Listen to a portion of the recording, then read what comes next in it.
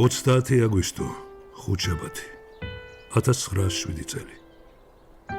ეს არის თარიღი, რომლის გარშემო საუბრები ალბათ არასდროს შეწყდება. ილია ჭავჭავაძე სწორედ ამ დღეს მოკლეს. დიდი ქართველი მწერალი და ეროვნული მოძრაობის ლიდერი სიცოცხლეს ერთი ტყვიით გამოასალმეს. დამნაშავეებმა მწერლის ცხედარი გაძარცვეს და დაასახიჭრეს. ილიას მკვლელობის საქმეზე ორი სასამართლო პროცესი გაიმართა. მეფის რუსეთის მართლმსაჯულებამ ჭეშმარიტების დადგენას თავი აარიდა და მკვლელობის ძირითად მოტივად ძარცვა დაასახელა. საბჭოთა სასამართლომ კი ილიას მკვლელობა სათავისოდ გამოიყენა და ეს შემზარავი აქტი ერთი ხელის მოსმით მეფის ოხრანკას მიაწერა. ამ საქმეს სხვადასხვა დროს, სხვადასხვა სახელმწიფო თუ საზოგადოებრივ საწყისებზე შექმნილი კომისია იძიებდა.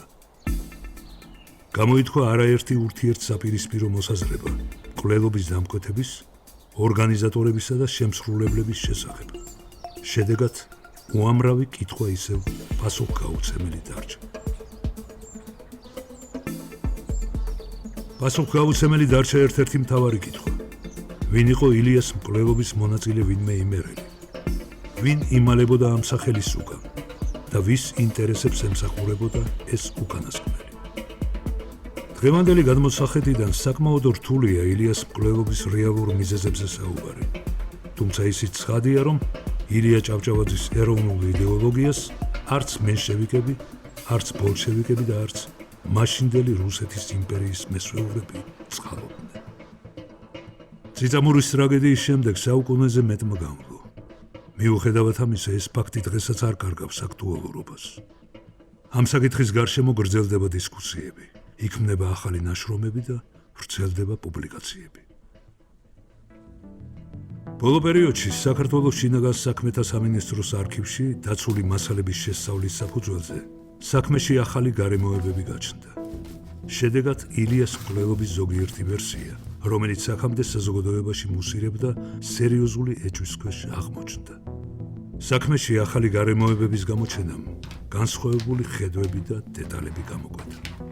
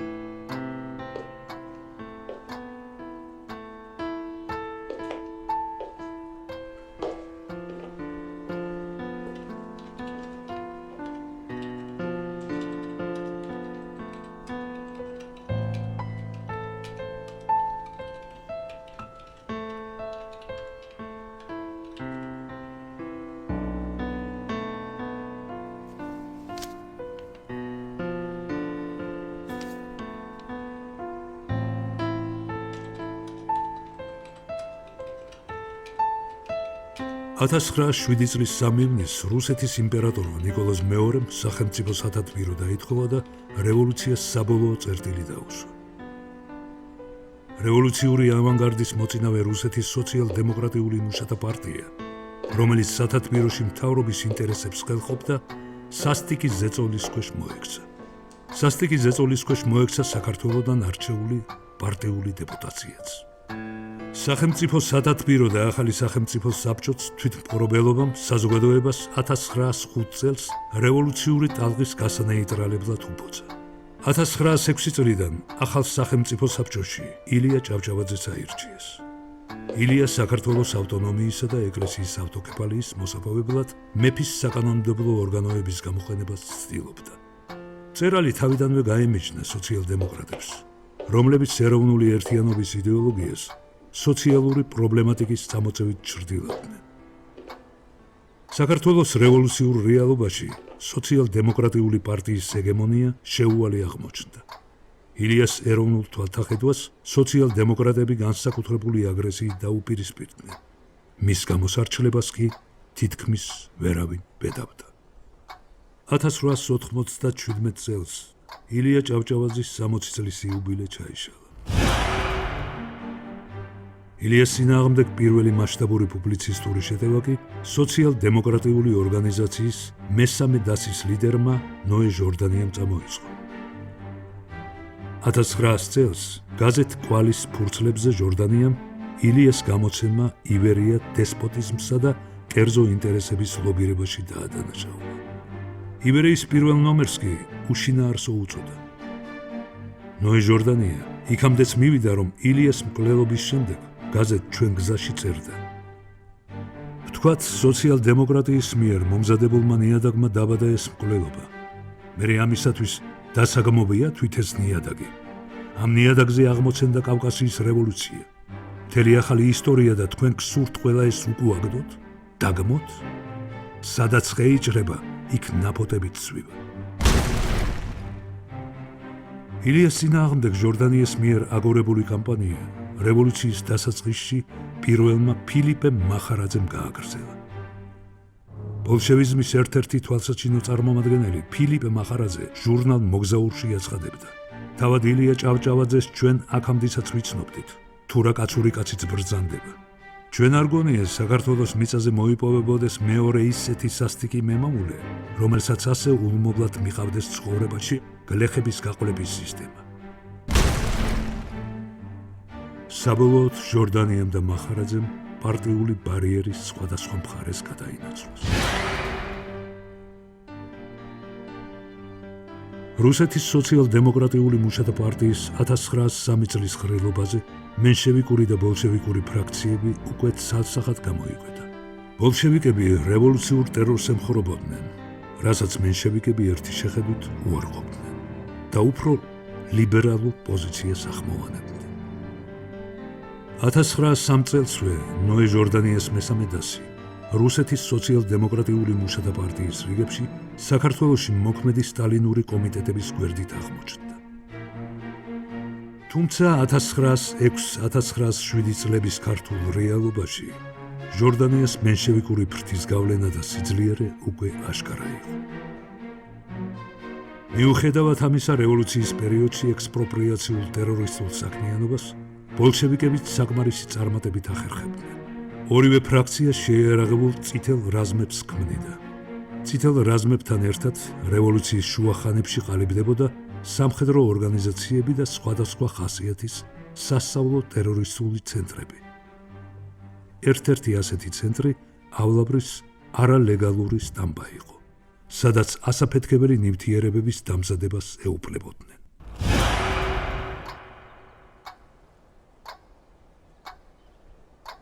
პარალელურად ინტენსიურ ხასიათს იღებდა მემამულეთა შანტაჟის გამოძალვისა და მკვლელობის ფაქტები. ტერორისტული ნებადღელვა რუსული რევოლუციის კრახის შემდეგ შედარებით ჩაცხრა.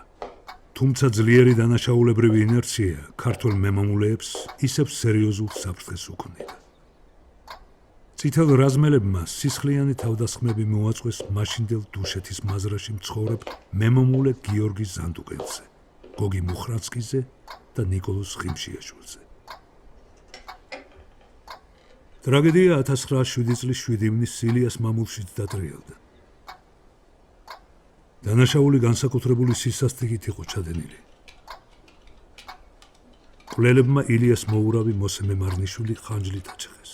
მის მეუღლეს კი თავის არეში თობის კონდახით სასიკვდილო ჭრილობები მიაღენეს. თავდამსხმელები ილიას სახლში შეიჭრნენ და გაძარცვეს.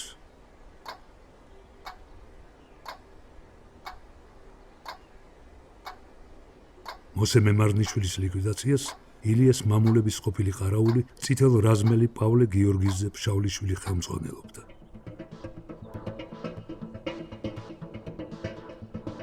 თავდამსხმელებში სხვა პირებთან ერთად წითელ რაზმელები ახატანელი გლეხი გიგლა ბერბიჭაშვილი და ახალსოფლის ყოფილი მამასახლისი ივანე ინაშვილი იყვნენ.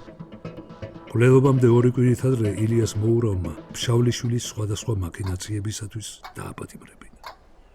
თუმცა ეს უკანასკნელი პოლიციას ხელიდან დაუძვრა და შური იწია. ხელისუფლებამ ილიას მამულში პოლიციის დაცვის სამაზრო ურიადნიკი ვასილ ემეცი და 4 სტრაჟნიკი ჩააყენა. მემარნიშვილის საქმე გაუხსნელი დარჩა. ილია ჭავჭავაძემ, რომელიც პეტერბურგში სახელმწიფო საბჭოს სხდომებს ესწრებოდა, მოურავის მკვლელობის შესახებ დისგან ელისაბედ საგინაშვილისგან შეიტყო. მომხდარის გამო ილიას საქართველოში დაბრუნებას არ ურჩევდნენ. საგურამოს მამულში ილიას მსახურებს შორის სისხლიან ძალმომრეობას დასაყრდენი უკვე ეპოვა. თვითონ პოეტი თავს შეუძლოდ გრძნობდა. მწერალი ჯანმრთელობას უჩიოდა, მას გულიცაც უხებდა. ამ მიზეზით ჯერ კიდევ 1900 წელს გერმანიაში იმყოფებოდა და საზღვარგარეთ მკურნალობას ისევ საჭიროებდა. სახელმწიფო სათადბიროს გარეკვის გამო სახელმწიფო საბჭომ მუშაობა 1907 წლის ივნისის დასაწყისში შეწყვიტა. ილიამ საქართველოში დაბრუნება გადაწყვიტა.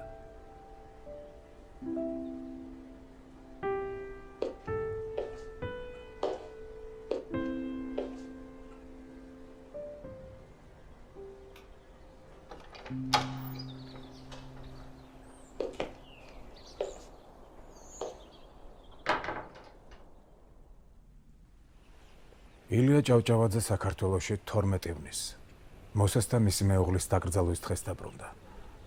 საგურამოს თავადი უნდობლად და შიშნარების სიფრთხილით შეხვდა. თითქოს აშკარა იყო, რომ ახალი ტრაგედია მზადდებოდა. ილიას სახლში 8 მსახური დახვდა. მსახურთა ქცევა თითქოს ერთი შეხედვით არანაირი ეჭვს არ იწვევდა. მაგრამ მითქმა-მოთქმა იმის შესახებ, რომ მწერალს მალე მოკლავდნენ, არ ცხრებოდა. რევოლუციურ ტერორს თანამოაზრეები აქაც გაეჩინა. ილიას მსახური სოფიო დიმიტრის ასული უნდილაშვილი, დაბადებული 1853 წელს, პურის მცხობელი, სოფელ კოტორა-ანტკარიდან. სოფიო უნდილაშვილმა წითელ რაზმელების ნდობა საბოლოოდ მას შემდეგ დაიმსახურა, რაც მოსე მემარნიშვილის მკვლელობას შეესხო და ბოროტმოქმედები არ გასცა. სოფიოს კარგი ურთიერთობა ჩამოუყალიბდა ცნობილ ტერორისტ ილიკო იმერლიშვილთან და ლადო ფეიქრიშვილთან. ნორიოს მკვიდრი, წითელ რაზმელი, რეციდივისტი ლადო ფეიქრიშვილი სხვადასხვა ბანდებს, მათ შორის ტყის ძმებს მეთაურობდა. სიკვდილამდე ფეიქრიშვილის დანაშაულებრივი ნუსხა 40-მდე კანონდარღვევას ითვლიდა, საიდანაც 16 მკვლელობა იყო. სოფიო უნდილაშვილის ვაჟი სანდრო ჯერ კიდევ 1905 წელს სოციალ-დემოკრატიული მუშათა პარტიის წევრი გახდა. ის სულ მალე ფეიქრიშვილის და იმერლიშვილის გარემოცვაშიც მოექცა. 1910 წელს სოფიო უნდილაშვილი ყაჩაღების მფარველობის ბრალდებით როსტოვში გაასახლეს. მსახურთა შორის სოფიო უნდილაშვილს სიმარტოვე ალბათ არ უნდა ეკრძნო. ილიას მკვლელობამდე 3 თვით ადრე სამსახური პირადი პრობლემების გამო მეეტლე ილო ჩალაურმა დატოვა. მისი ადგილი თედო ლაბაურმა დაიკავა. თედო ზაქროძე ლაბაური, დაბადებული 1876 წელს, სოფელ გურამიანტკარიდან. წითელ რაზმელებთან და რევოლუციურ წრეებთან დაახლოებული პირი. მას ფშავლიშვილთან და ბერბიჭაშვილთან ბავშვობის ნაცნობობას აკავშირებდა. ილიას გარემოცვაში მესამე და მთავარი საკმაოდ საეჭვო რეპუტაციის სუბიექტი მოსეს მკვლელობის შემდეგ გამოჩნდა. მრავალმხრივი აგენტი თითქმის ყველა პოლიტიკური ძალისათვის მისაღები ფიგურა ენაწყლიანი ჟურნალისტი და განათლებული კომბინატორი, რომელსაც საბჭოთა პროკურატურამ გაიძვერა და ბოროტი ნიჭი დაჯილდოვებული ადამიანი უწოდა. ეს პერსონა სოფელ აბაშის მკვიდრი დიმიტრი სოფრომის ძე ჯაში გახლდათ. დიმიტრი ჯაშმა 1907-1921 წლებში სხვადასხვა რეჟიმის მართლმსაჯულებისაგან არაერთ გზის დაიძვრინა თავი. ჯაშმა მოახერხა და 1916 წელს კავკასიის სამხედრო კონტრდაძვერვასთან დაიწყო თანამშრომლობა. გაქნილ მოაზროვნეს 1922 წლამდე, მის გარდაცვალებამდე, მენშევიკებიც და ბოლშევიკებიც სასურსათო სფეროში სარფიან თანამდებობებს სთავაზობდნენ. დიმიტრი ჯაშის ბიოგრაფიას განსაკუთრებით ალაზათებს აგენტი სლუჩაინის ფსევდონიმი, რომელიც მას მეფის რუსეთის საიდუმლო პოლიციის განყოფილებამ თბილისის ოხრანკამ 1909-1911 წლებში უბოძა.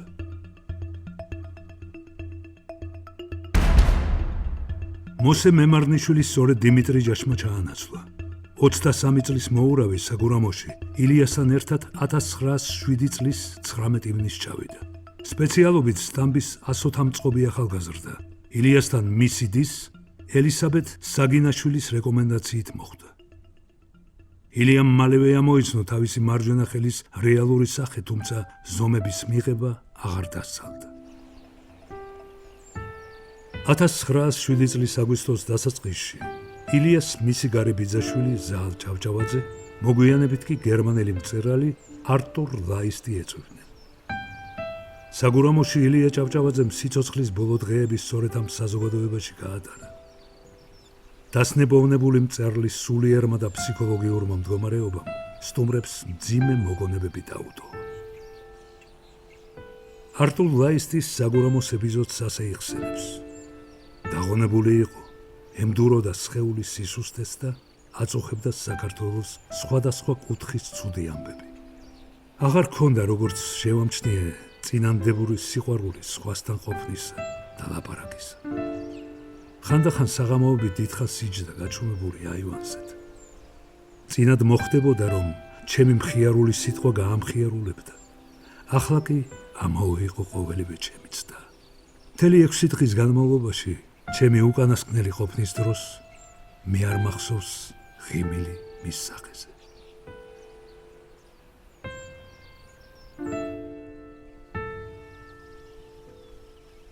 ათას 1907 წლის 27 აგვისტო. ეტოლში ილია ჭავჭავაძე, მისი მეუღლე ოლღა და არტურ ლაისტი ჩასხდნენ. თავას თან ახლდა მისი აღზრდილი მსახური ოსი იაკობ ბითარიშვილი. ეტლს თედო ლაბაური მართავდა. ეკიპაჟი თბილისისკენ დაიძრა.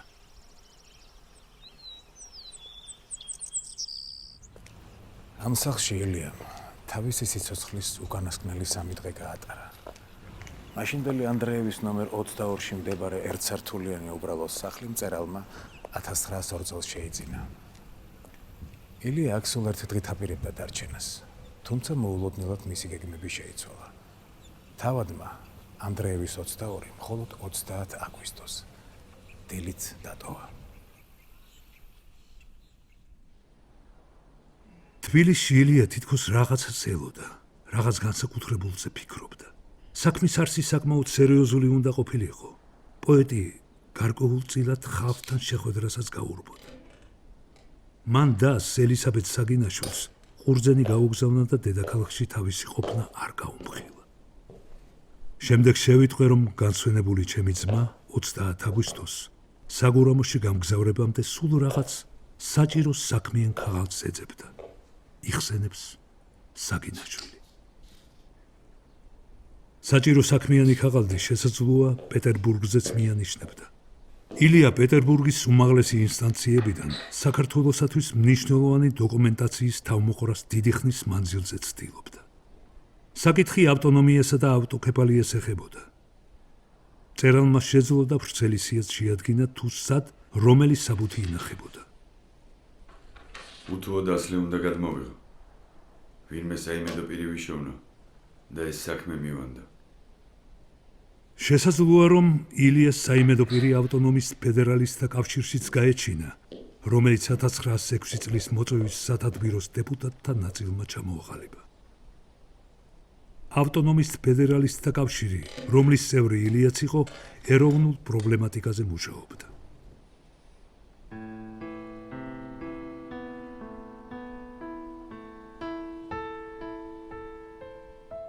ტრაგედიის წინადღით 4 შაბათს 29 აგვისტოს საგურამოში უკვე იცოდნენ, რომ ილია მეორე დღეს სადილობის ჟამს ბრუნდებოდა.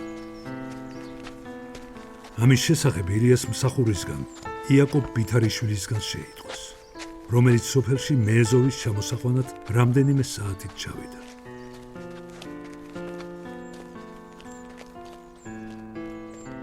ამავე დღეს მწერალს მისი მეუღლე ოლღა და უახლოესი მეგობარი ილია წინამძღვრიშვილი საგურამოში გამგზავრების გადადებას თხოვდნენ, თუმცა პოეტს უკვე ყველაფერი გადაწყვეტილი ჰქონდა. მეორე დილით ანდრეევის 22-ში გასასვლელად ემზადებოდნენ.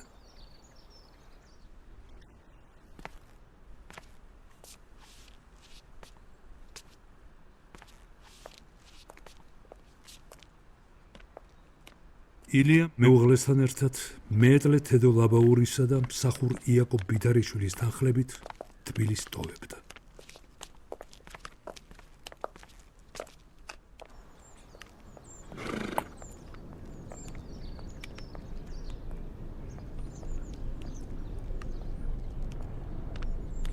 საგურამომდე დაახლოებით 3 საათის სავალი იყო. მწერალს სიკვდილთან სულ რამდენიმე საათი აშორებდა.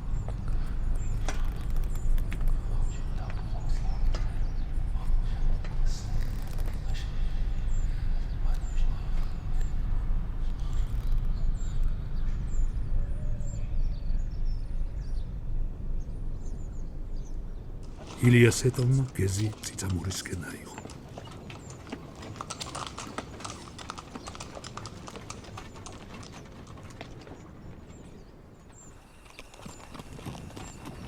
ილია ჭავჭავაძე დაიბადა 1837 წლის 27 ოქტომბერს სოფელ ყვარელში.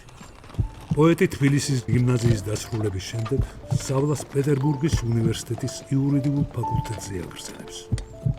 1861 წელს საქართველოში დაბრუნების შემდეგ ილია თერგდალეულებთან ერთად ეროვნულ განმანთავისუფლებელი იდეების გაღვივებას იწყებს. 1868-1873 წლებში ილია დუშეთის მაზრის მომრიგებელი მოსამართლეა.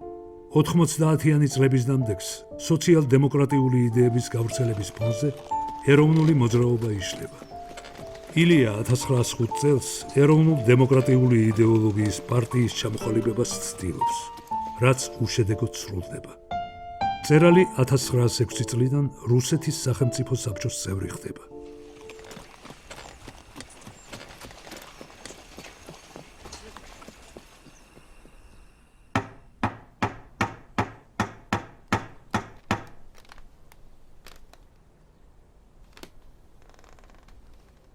ილია ჭავჭავაძის და მისი მსახურის იაკობ ბითარიშვილის მკვლელობის საქმეზე პირველი სასამართლო პროცესი 1908-1909 წლებში გაიმართა.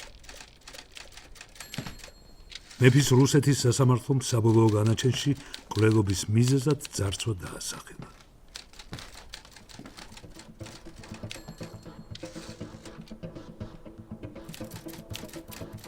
სასამართლოს გადაწყვეტილებით სიკვდილით დასაჯეს ილიას მეეტლე თედო ლაბაური, ახალსოფლის ყოფილი მამასახლისი წითელრაზმელი ივანე ინაშვილი და წითელრაზმელებთან დაახლოებული პირი გიორგი ხიზანიშვილი. სიკვდილმისჯილი ილიას მსახური გიგოლა მოძღვრიშვილი ჩამოხრჩობამდე ციხეში გარდაიცვალა. თავდასხმის მონაწილე ილიას ყოფილი ყარაული პავლე ფშავლიშვილი კი საპყრობილედან გაქცევის შემდეგ 1908 წლის 17 დეკემბერს პოლიციამ მოკლა. მკვლელობის კიდევ ერთი მონაწილე გიგლა ბერბიჭაშვილი მიმალვაში იმყოფებოდა. მართლმსაჯულებამ არ დაადგინა ვინმე იმერლის ვინაობა, რომლის სახელმაც ძიებისას არაერთხელ გაიჟღერა. ბრალდებულთა საკაცაციო სარჩელის გამო რომელიც პროცესუალურ დარღვევებს ეხებოდა, სასამართლო ორ ეტაპად წარიმართა. პროცესუალურ დარღვევებს ვანო ინაშვილის დაპატიმრება და ილიას მეუღლის ოლღას თხოვნაც დაემატა. 1908 წლის 28 ნოემბერს სასამართლო განაჩენის გამოცხადების შემდეგ ოლღა ჭავჭავაძემ, რომელსაც ილიას მკვლელები თოფის კონდახით სასტიკად გაუსწორდნენ, თბილისის გენერალ-გუბერნატორს სიკვდილ მისჯილთა შეწყალებას თხოვა. 1909 წლის აგვისტოში სასამართლომ განაჩენი ძალაში დადო.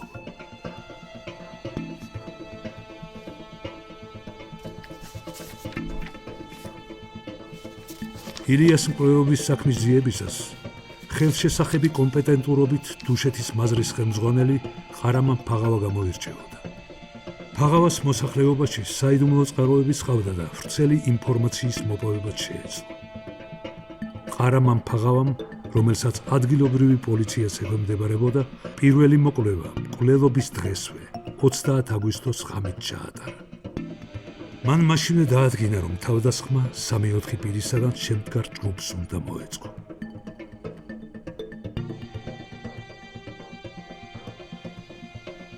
რამდენადაც იმდროინდელ პოლიციას ოფიციალურად მხოლოდ მოკვლევის უფლება ჰქონდა, 31 აგვისტოს საქმის გამოძიება თბილისის საოლქო სასამართლოს განსაკუთრებულ საქმეთა გამომძიებელს ნიკოლოზ ილიაშენკოს დაევალა.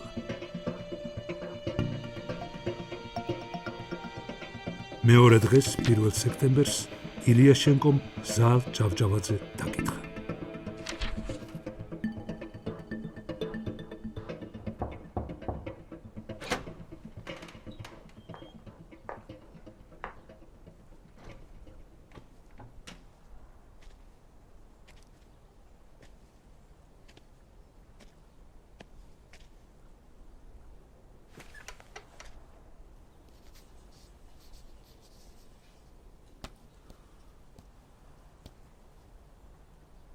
თქვენ თავად ილია ჭავჭავაძეს საგურამოში სტუმრობდეთ. რაიმე საეჭვო ხომ არ შეგენიშნოთ მის ქცევაში? საფუძველი მაქვს ვიფიქრო, რომ განსვენებულს რაღაცის ეშინოთ. თავადის ზალ ნოშრევანისა ჭავჭავაძე, ილია ჭავჭავაძის გარებიძაშვილი. მაგრამ თავმოყარების გამო, რომელიც საერთოდ მას ახასიათებდა, რაც ვხევდა არ ამბობდა. საგურამოში ცხოვრებისას ჩვენ ძირითადად ჰაერზე ვიყავით და ვიყენებდით ან ვერანდიან აივანს, რომელიც ეზოს გადასცელის, ან გრძელ დერეფანს გალერეით, რომელიც ბაღში გადის.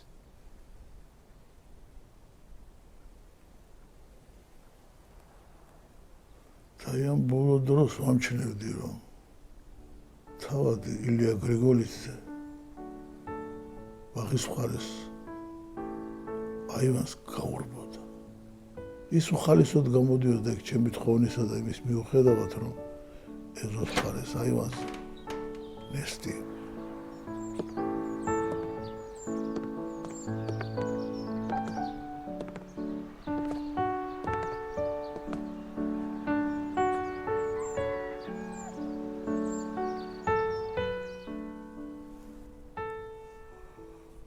მაინც რა უნდა ყოფილიყო ამის მიზეზი? ფიქრობ, განსვენებულს ეშინოდა ბაღიდან რესტორან, რასაც ბუნებრივი არ აღიარებდა. უცნაურად მეჩვენა ის ფაქტიც, რომ ამ შემთხვევამდე რამდენი დღით ადრე მან პისტოლეტი მთხოვა.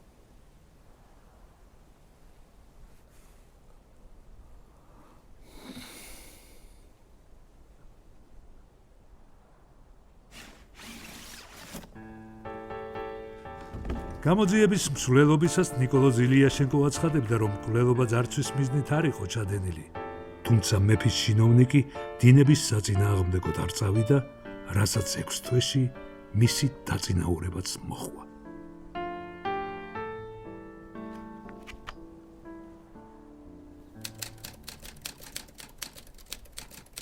თავდაპირველად ტრაგედიის შემდეგ საზოგადოება და პოლიტიკური ელიტა ილიას მკვლელობაში სოციალ-დემოკრატების მონაწილეობაზე ალაპარაკდა.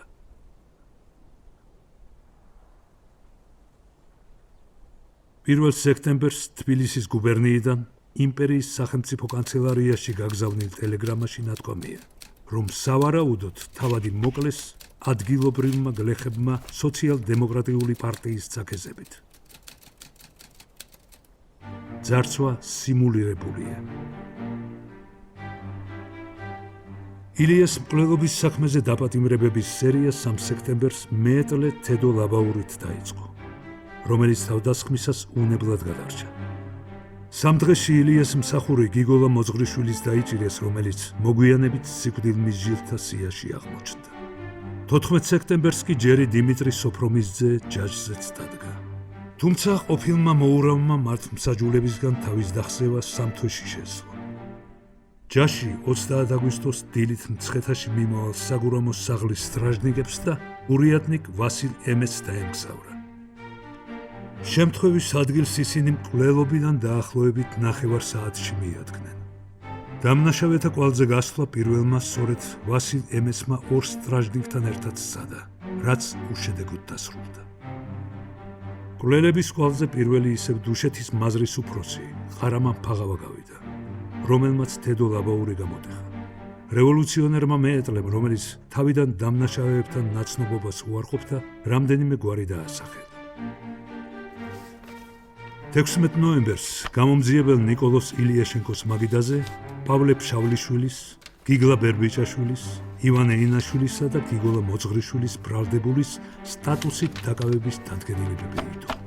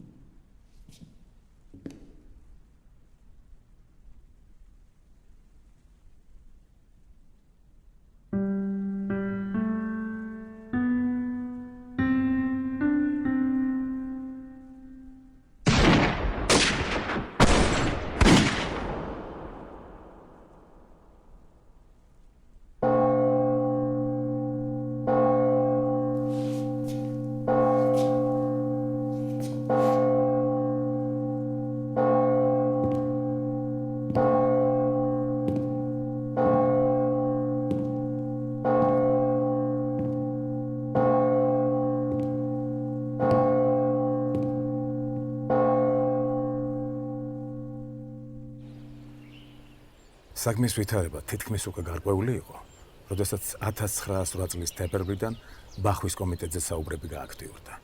გამოძიება მოულოდნელად გურიაში გადაინაცვლა.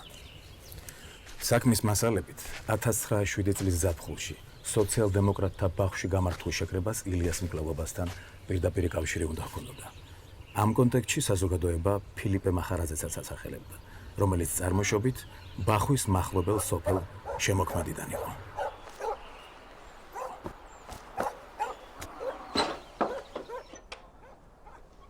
ყველაფერი კი იმით დაიწყო, რომ 1907 წლის სექტემბერში პოლიცია ვინმე ერმილე დოლიძის კვალზე გავიდა და მის დაგავებას შეეცადა. ბახში ერმილე დოლიძის სახლის ჩხრეკისას 2 შავი ფერის ჩემოდანი ამოიღეს, რომელიც სავარაუდოდ თავდასხმელებს ილიას მკვლელობის ადგილიდან უნდა წაეღო. ერმილე დოლიძის თანამზრახველად პოლიციამ რესტორან ზაპადნის მეპატრონე ვინმე ვიქტორ ავალიანი დაასახელა და ეს უკანასკნელი 20 სექტემბერს დააპატიმრა. სულ მალე ამ საქმის საგამოძიებო მასალებს წითელ რაზმელი კრიმინალის ალექსანდრე გრეკოვის სახელით შეემატა.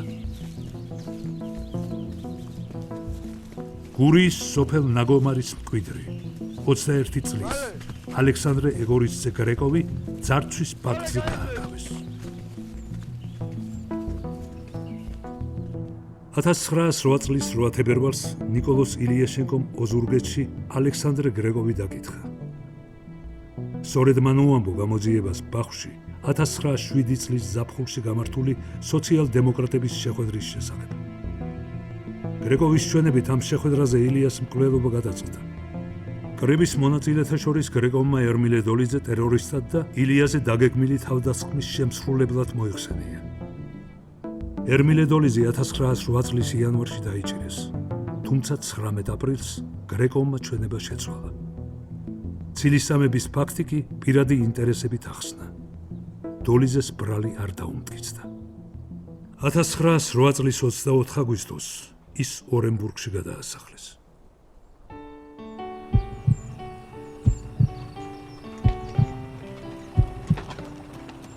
ეროვნული მოძრაობის ფონდზე 1863 წელს ილია ჭავჭავაძე თანამოაზრეებთან ერთად ჟურნალ საქართველოს მოამბეს საფუძნებს.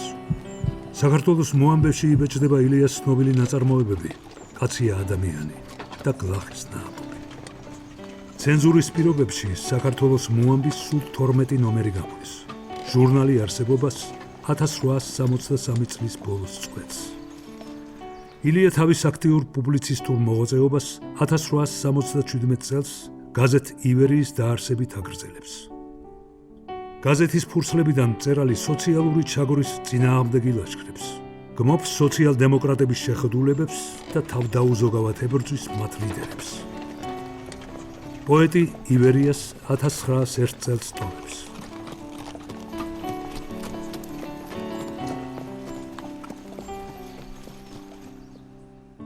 ამონარიდი ილია ჭავჭავაძის გვამის გაკვეთის აქტიდან.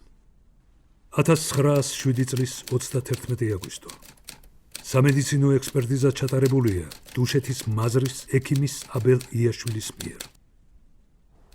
გარდაცვლის გულმკერდის არეში აღენიშნება ცეცხლნასროლი გამჭოლი ჭრილობა, რომლის ერთი ხვრელი მოთავსებულია მარჯვენა ძუძუს დრილიდან ოდნავ შიგნით. ხოლო მეორე მარცხენა იღლიის უკანა კიდეზე. პირველი ოვალური ფორმისაა, მისი უდიდესი ზომა კანზე 3 სანტიმეტრია. მეორის ზომა იღლიის კანზე შედარებით მცირეა. ნეკა თითი თუ გაეტევა. გვამის დათვალიერების შემდეგ იაშვილმა ცალსახად დააფიქსირა, რომ მწერალს გამჭოლი ტყვია სავარაუდოდ წინიდან, გულის არეში მოხვდა. ჭრილობის არხი მიმართულია წინიდან უკან და მარჯვნიდან მარცხნივ. სიკვდილი განვითარდა გულის დაზიანების შედეგად. როცა ექიმები ჭრიდნენ, მე ვაბრუნებდი ორივე მიცვალებულს. ყვება მოკლული მსახურის იაკობ ბითარიშვილის ბიძაშვილი სანდრო თარაშვილი.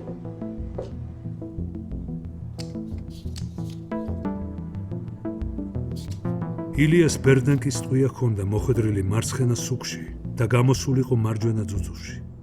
ალბათ მკლავიც ამ დროს შეიქმნია, რადგან ძუძუდან გამოსულ ტყვიას მარჯვენა მაჯის ძარღვები გადაეჭრა. სანდრო თარაშვილის ამ მოგონებამ თავდაყირა დააყენა ექიმი იაშვილის მოსაზრება. გამოდიოდა, რომ ილიას წინიდან კი არა, არამედ ზურგიდან ესრულეს. ეს ვერსია საზოგადოების ვიწრო წრეებისათვის 30-იანი წლების მეორე ნახევარში გახდა ცნობილი. ამ კუთხით საქმეს მსვლელობა არ მისცემია.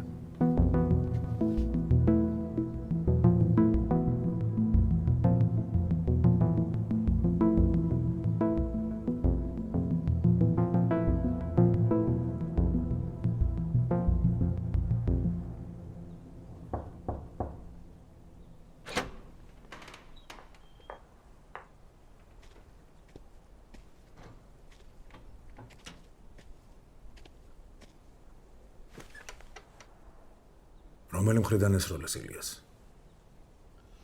ილიას ესროლეს ზურგის მხრიდან. ვახტანგ გურული, პროფესორი.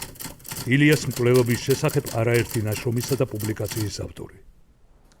ილიას სხეულში ტყვია შევიდა მარცხენა ნეკნების მხრიდან, გაიარა ფილტვი, გულის ზედა ნაწილი და გამოვიდა მარცხენა და მარჯვენა ძუძუს დრილებს შორის, უფრო მარჯვენა ძუძუსაკენ. შესვლის ადგილას ტყვიამ დატოვა ვიწრო ხვრელი, ნეკათეთისათვის გამავალი, ხოლო გამოსვლის ადგილას მკერდზე დაახლოებით 4 სანტიმეტრის სიგრძეზე გამოგლიჯა, ასე რომ საკმაოდ დიდი ჭრილობა დატოვა. თუმცა ამ შემთხვევაში უნდა გავარკვიოთ, ვინ დაუკვეთა მკვლელობა. ეს არ იყო ჩვეულებრივი მკვლელობა, ეს იყო პოლიტიკური მკვლელობა. პოლიტიკურ მკვლელობას ხიხავს თავისი დამკვეთი. ამ შემთხვევაში ილია ჭავჭავაძის მკვლელობა შეუკვეთა რუსეთის სოციალ-დემოკრატიული მუშათა პარტიის ხელმძღვანელობამ, ცენტრალურმა კომიტეტმა. ამ პერიოდისათვის აქ პრაქტიკულად 2 ადამიანი წყვეტდა ყველაფერს. ეს გახლავთ ვლადიმერ ულიანოვი ლენინი და გრიგოლი ზინოვიევი. ცენტრალური კომიტეტის გადაწყვეტილებით საქმეში რუსეთის სოციალ-დემოკრატიული მუშათა პარტიის ერთ-ერთი წევრი ჩაერთო. ეროვნებით არაქართველი, ლენინისა და ზინოვიევის ნდობით აღჭურვილი პირი თბილისში სპეციალური დავალებით ჩამოვიდა. ცეკას მითითებით, ილიას მკვლელობა თბილისის კომიტეტის გვერდის ავლით უნდა გახორციელებულიყო. როგორც ჩანს პარტიის უმაღლეს ეშელონებში, თბილისის კომიტეტს ნაკლებად ენდობოდნენ და ეშინოდათ, რომ ინფორმაციას არ გაეჟონა. ილიას მკვლელობის მომზადება საბოლოოდ 2 ქართველ სოციალ-დემოკრატს მიაგდეს, რომლებმაც პირობა შეასრულეს და თბილისის კომიტეტი საქმის კურსში არ ჩააყენეს. მკვლელობის გეგმის მიხედვით ადგილობრივ გლეხებს თბილისიდან საგურამოში მიმავალი ილიას ეტლი წიწამურთან უნდა გაეჩერებინათ. თავდამსხმელებმა ზუსტად იცოდნენ თავადის ეტლი წიწამურს როდის მიუახლოვდებოდა. თუმცა დამკვეთები უფრო წინდახედულნი აღმოჩნდნენ. ისინი ფიქრობდნენ, რომ გლეხებს შეეძლოთ ილია გაეძარცვათ და მის ფიზიკურ ლიკვიდაციაზე უარი ეთქვათ. ამიტომაც მათ პროფესიონალი მკვლელი დაიქირავეს. მკვლელობის ადგილზე მიყვანილი იქნა პროფესიონალი კილერი, რომელიც ეტლის გაჩერების ადგილიდან რამდენიმე ათეული მეტრის მანძილზე იმალებოდა. და რაში დაჭირდათ მკვლელის დაქირავება? მკვლელის დაქირავება იმიტომ დასჭირდათ, რომ უნდათ დამალულიყო პოლიტიკური დაკვეთის კვალი. მკვლელობა აუცილებლად უნდა განხორციელებულიყო, ამის გადადება აღარ შეიძლებოდა. გლეხები ამისათვის საიმედონი არ იყვნენ და საქმე ისე უნდა წარმართულიყო შემდეგ ძიება, რომ ყველაფერი დაბრალდებოდათ იმ გლეხებს, რომელთაც ეტლი გააჩერეს. თავად ჭავჭავაძეზე გლეხთა თავდასხმის ფაქტის დასადასტურებლად მკვლელობის ორგანიზატორებს ცოცხალი მოწმეები ჭირდებოდათ. ერთ-ერთი ასეთი მოწმე გადაბირებული მეეტლე თედო ლაბაური გახლდათ. მეორე კი ილიას მეუღლე ოლღა გურამიშვილი, რომელიც ყაჩაღებმა სცემეს, მაგრამ არ მოკლეს და ცოცხალი დატოვეს. ილიას მცველი იაკობ ბითარიშვილი თავდამსხმელებმა სიცოცხლეს გამოასალმეს. აგრარულ ნიადაგზე თავადის მკვლელობას გაბოროტებულ გლეხთა შურიზიების ხასიათი უნდა მისცემოდა. მკვლელობის ორგანიზატორებმა ყველაფერი კარგად გათვალეს. მათ გლეხების ჯგუფს, კიგლა ბერბიჭაშვილს და კიდევ მის თანამზრახველებს ზუსტად მიანიშნეს ის ადგილი, სადაც თედო ლაბაური ეტლს გააჩერებდა მათი ტყიდან გზაზე გამოსვლის შემდეგ. ზუსტად მიანიშნეს ადგილი პროფესიონალ კილერსაც, სად უნდა მდგარიყო ის. კილერმა ზუსტად იცოდა გლეხები რა ადგილზე გააჩერებდნენ ეტლს, მაგრამ გლეხებმა არ იცოდნენ კიგლა ბერბიჭაშვილმა და სხვებმა, თუ იქ კიდევ პროფესიონალი კილერი იქნებოდა სადმე. მაშინ ისინი ასეთ შეთავაზებაზე არ დათანხმდებოდნენ, მათ ზედმეტი მოწმე არ სჭირდებოდათ. გლეხებმა ეტლი გააჩერეს, უпростоრო თედალაბაურმა მათ ნიშანზე გააჩერა ეტლი. ილია ფეხზე წამოდგა, მაშინ მიხვდა რაშიდაც იყო საქმე.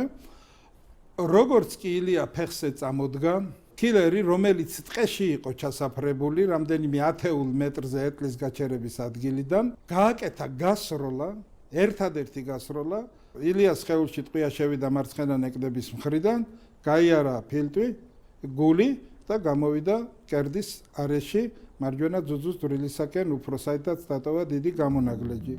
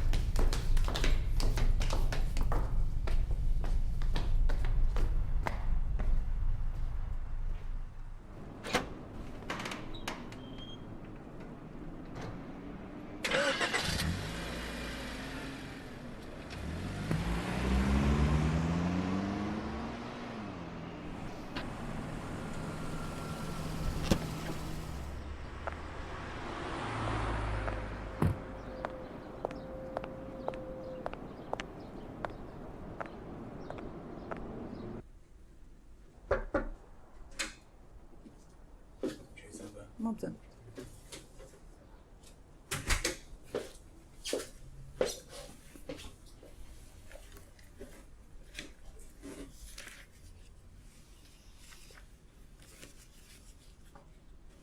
რას ეთქვათ ექიმიაშვილის დასკვნის შესახებ? მაინც საიდან? რომელი მხრიდან ესროლეს ილიას? იმისათვის რომ დადგენდეს როლის მიმართულება, საჭიროა შეფასდეს ჭრილობების მორფოლოგიური სურათი, ნიშნები. ნინო კიგაბიძე, ლევან სამხარაულის სახელობის სასამართლო ექსპერტიზის ეროვნული ბიუროს სამედიცინო ექსპერტიზის დეპარტამენტის უფროსი. შესავალი ხვრელის ნიშნებია არახლომანძილიდან სროლის შემთხვევაში. მომრგვალო ან ოვალური ფორმა, შიგნით ჩაზნექილი კიდეები, ქსოვილის დეფექტი, ანუ მინუს ქსოვილი, კიდეებზე განაჭდევების სარტყლის არსებობა. გამოსავალი ხვრელის ნიშნებია მომრგვალო, ოვალური, კუთხოვანი, ნაპრალისებური ან სხვა ფორმა. ქსოვილის დეფექტი დამახასიათებელი არ არის დამახასიათებელი განაჭდევების სარტყელი. დაზიანების კიდეები გარეთ არის ამოფრინებული. რაც შეეხება იაშვილის დასკვნაში არსებული მონაცემებით, მხოლოდ სროლის მიმართულებაზე მსჯელობა შეუძლებელია. მისი აღწერილობა არ გამორიცხავს იმას, რომ სროლა ნაწარმოები იყოს უკნიდან, წინ, მარცხნიდან, მარჯვნივ. იმიტომ რომ მითითებულია მხოლოდ ჭრილობების ზომები და გულმკერდის წინაზე დაბერძი არსებული ჭრილობის შემთხვევაში ფორმა ჭრილობის. ჭრილობის არხის მიმართულება არის ჰორიზონტალური. რაც შეეხება თარაშვილის ჩვენებას, რომ მარჯვენა მკლავზე აღენიშნებოდა დაზიანება, აღნიშნული საყურადღებოა, თუმცა ეს ჭრილობის არსებობა არ აზუსტებს სროლის მიმართულებას. აქვე აღსანიშნავია ისიც, რომ თვითონ დასკვნაში აღნიშნული ჭრილობის შესახებ ჩანაწერი არ არსებობს. არ არის მითითებული. იმ შემთხვევაში, თუ მარჯვნივ ზედაკიდურის მიდამოში ჭრილობა იქნებოდა, მისი მორფოლოგიური სურათის, ანუ აღწერილობის გარეშე სროლის მიმართულების დაზუსტება შეუძლებელია. ექიმი იაშვილის დასკვნის თანახმად, ილიას ასევე აღენიშნებოდა ორი დაჟეჟილი ჭრილობა, საიდანაც ერთ-ერთი განლაგებული იყო შუბლის მიდამოში მარცხნე. ჭრილობას ქალაც სარქველის ძვალი დაეზიანებინა. მოტეხილობის მარცხენა კიდე ჩაზნექილი იყო ქალაც ღრუს მიმართულებით. ჭრილობის სიგრძე 4 სანტიმეტრს, ხოლო სიგანე 2 სანტიმეტრს აღწევდა. მეორე დაჟეჟილი ჭრილობა ილიას მარჯვენა წარბის მიდამოში ჰქონდა მიღენებული. მისი სიგრძე 3 სანტიმეტრს, ხოლო სიგანე 2 სანტიმეტრს შეადგენდა.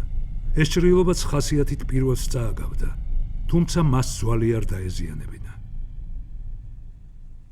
შუბლის მიდამოში მარცხნივ არსებული ჭრილობა ქალა სარქველის ძვლის დაზიანებით მიეკუთვნება სიცოცხლისათვის სახიფათო მძიმე ხარისხს, ხოლო მარჯვნივ წარბის მიდამოში არსებული ჭრილობა ატარებს მსუბუქი ხარისხის დაზიანების ნიშნებს.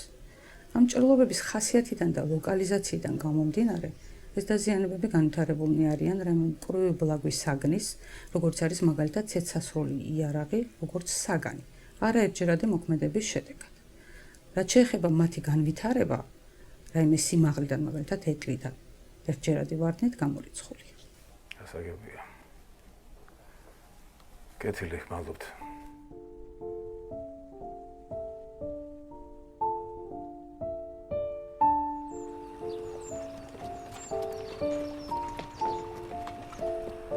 $1864 წლიდან ბატონყმობის გადავარდნის შემდეგ მუშახელის გარეშე დარჩენილი თავადაზნაურობა მიწებს აგირავებს და გლეხთა განთავისუფლების სანაცვლოდ მიღებულ თანხებს ფლანგავს.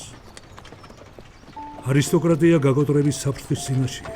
ამ პრობლემის გადასაჭრელად 1864 წელს ცნობილი საზოგადო მოღვაწე დიმიტრი ყიფიანი თავადაზნაურობას კერძო შენატანებით ბანკის დაარსებას სთავაზობს. სათავადაზნაურო საადგილმამულო ბანკის შექმნა ილიას ძალისხმევით მხოლოდ 10 წლის შემდეგ ხერხდება. წერალი საბანკო ოპერაციებს რუსულ ბანკებში მეგობრების დახმარებით პირადად ეუფლება. 1874 წლიდან კი ილია საადგილმამულო ბანკის მმართველია. წერალი ბანკის მოგებით გლეხთა დახმარებას მაქსიმალურად ცდილობს. ილიას საბანკო სახსრებით ქართველთა შორის წერა-კითხვის გამავრცელებელი საზოგადოების სკოლების დახმარებასაც ახერხებს, სადაც გლეხთა შვილებიც სწავლობენ. ამის გამო პოეტს თავადაზნაურობა სერიოზულად უპირისპირდება. წერა-კითხვის გამავრცელებელი საზოგადოება, რომელსაც 1885 წლიდან ილია ხელმძღვანელობს, სასტიკი ცენზურის მიუხედავად ეროვნული თვითმყოფადობის გადარჩენაზე განუხრელად ზრუნავს. ილიას წერა-კითხვის გამავრცელებელი საზოგადოება სიცოცხლის ბოლომდე არ მიუტოვებია.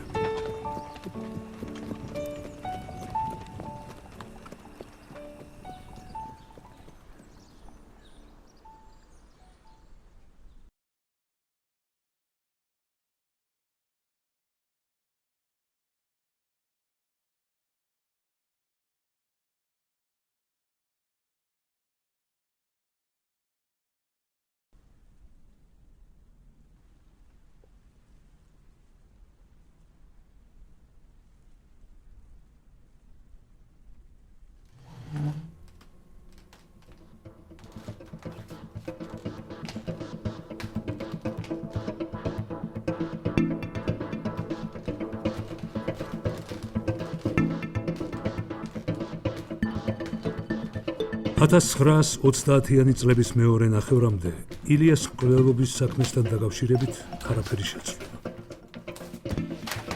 ახლად ფეხადმული საბჭოეთი ჩვეულებრივ აგრძელებდა ილიას უგულებელყოფის ტრადიციას. მანამდე ვერც საქართველოს დამოუკიდებლობის 3 წელი გახდა რაიმე შედეგის მომტანი, ვერც 1917 წლის თებერვლის რევოლუციის შემდეგ დიმიტრი ჯაშის დაკავებამ იმოქმედა საქმეზე, როდესაც ილიას ყოფილი მოურავი მეფის ოხრანკის ჯაშუშობის ბრალდებით დააპატიმრეს, გაასამართლეს და მალევე გაუშვეს. მე-20 საუკუნის 30-იანი წლების პირველ ნახევარში ილია სტალინს გაახსენდა. სტალინს, სიხმაწვილეში იგივე სოსელოს, რომელსაც ილიამ გაზეთი „ვერიაში“ რამდენიმე ლექსი დაუბეჭდა. 1934 წელს სტალინმა საქართველოს მწერალთა კავშირის თავმჯდომარეს მალაქია ტოროშელიძეს მოხსენება დაუწუნა და ილიას ღვაწლის წინაპლანზე წამოწევა უბრძანა. უკვე 1936 წელს კომპარტიის პროპაგანდის მთავარმა ორგანომ, გაზეთმა „პრავდამ“ ილიას ხოტბა შეესხა.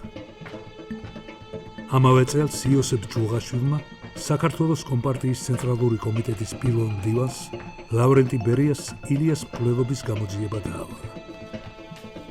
ბერიამ კოტე გორდელაძის ხელმძღვანელობით შექმნილ სპეციალურ კომისიას დასკვნა დაადებინა. 1937 წელს ილიას დაბადებიდან 100 წლის იუბილეც აღინიშნა. 1938 წლიდან საქმეში მკვლევარი პაატა გუგუშვილის ჩაერთო. მზადდებოდა ნიადაგი ილიას მკვლელობის საქმის ხელახალი გამოძიების დასაწყებად. კვლევები, ნაშრომები და დასკვნებიც ილიას მკვლელობაში მეფის რუსეთის რეჟიმსა და ოხრანკას ადანაშაულებდა. იმ დროისათვის მკვლელობის მონაწილეთაგან ცოცხალი მხოლოდ გიგლა ბერბიჭაშვილი იყო.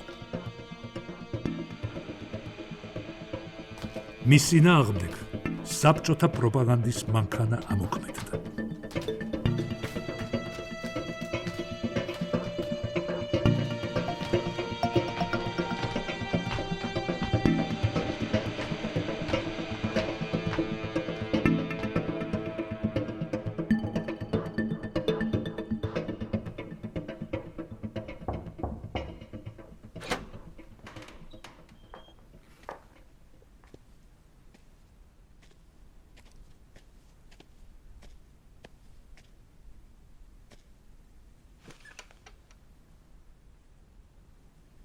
რაში დაჭირდა სტალინს ილიას რეაბილიტაცია?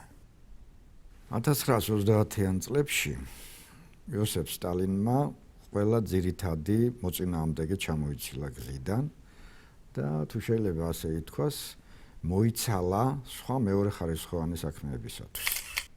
დიმიტრი შველიძე, პროფესორი, კვლევის ძირითადი მიმართულებები, საქართველოს ახალი და უახლესი ისტორია, პოლიტიკური პარტიების საქართველოში.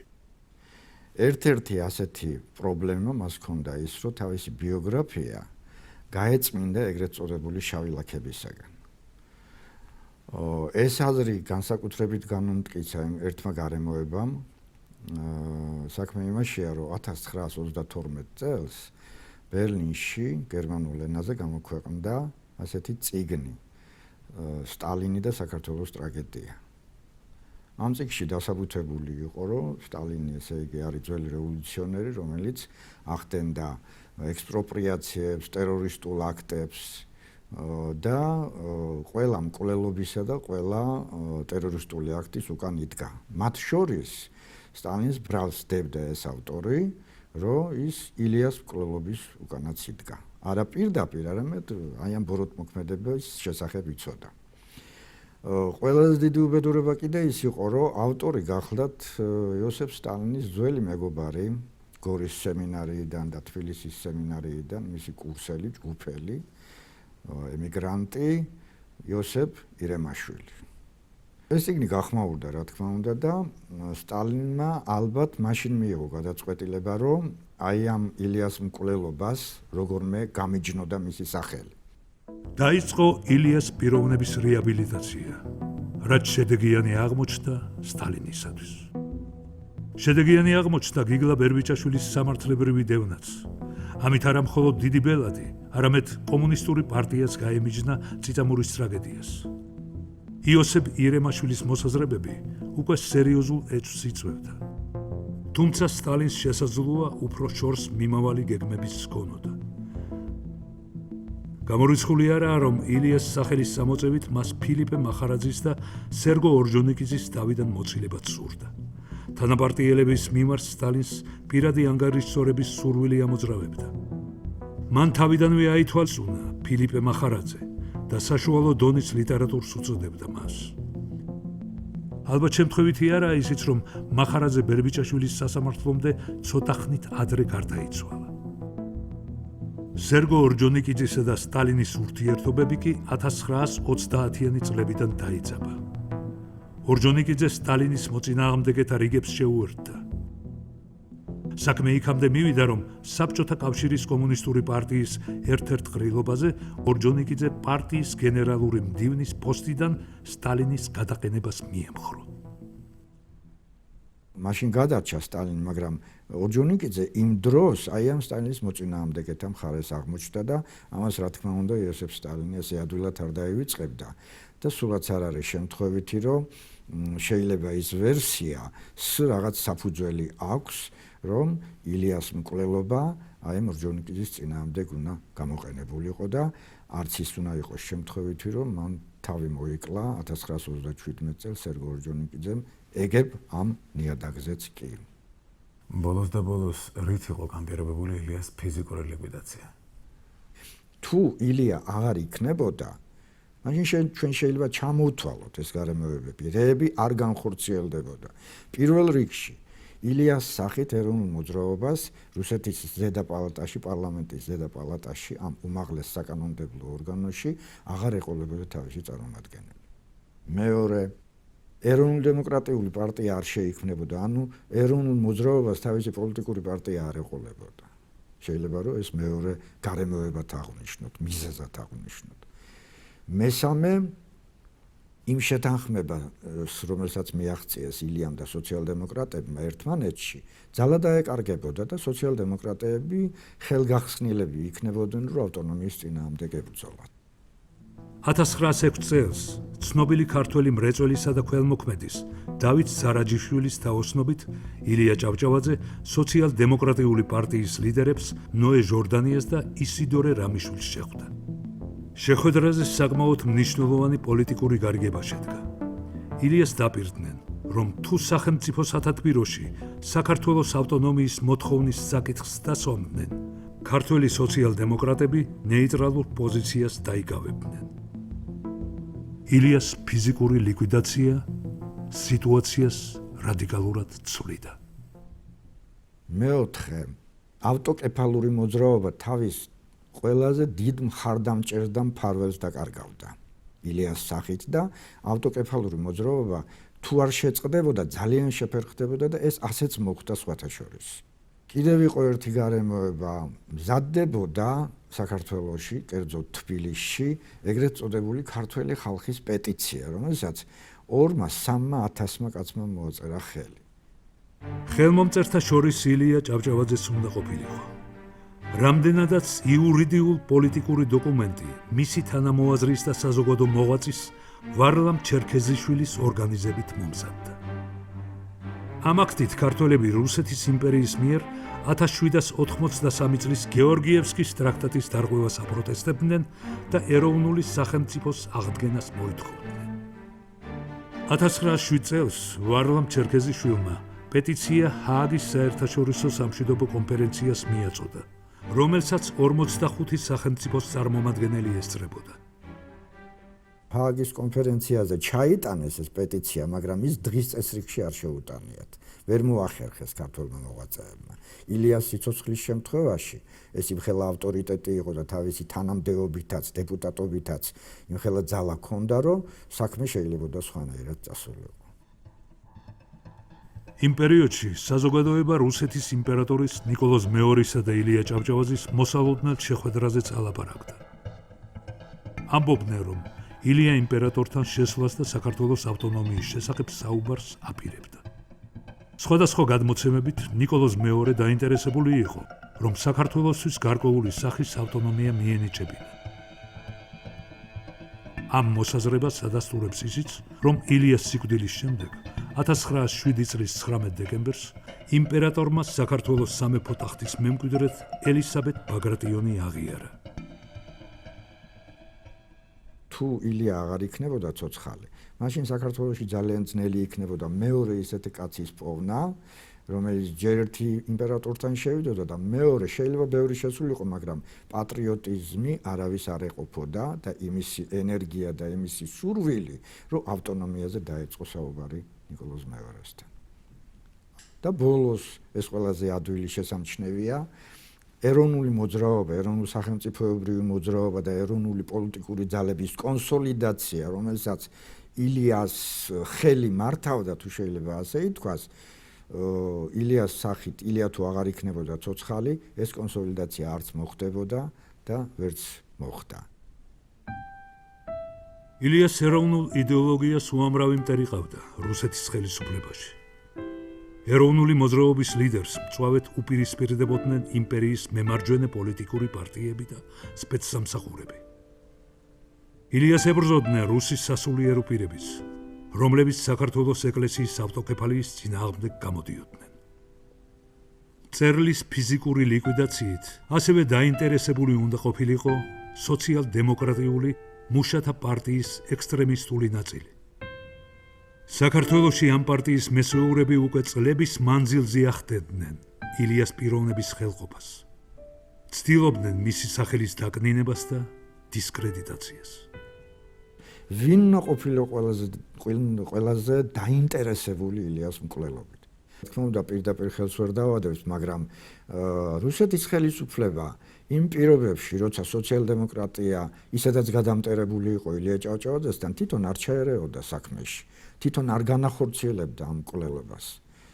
ის დაელოდებოდა იმ მომწიფებულ აურას და ატმოსფეროს, ამ ატმოსფეროში უკვე ტრიალებდა ილია ჭავჭავაძის მკვლელობის მომავალი პერსპექტივა. უკვე ლაპარაკობდნენ კიდეც ამაზე. ჟანდარმერია შეეძლო ეს როგორმე გაეჩერებინა, რაღაც შეეფერხებინა, მაგრამ მან არ გადადგა არავითარი ნაბიჯი ამ მკვლელობის გასანეიტრალებლად.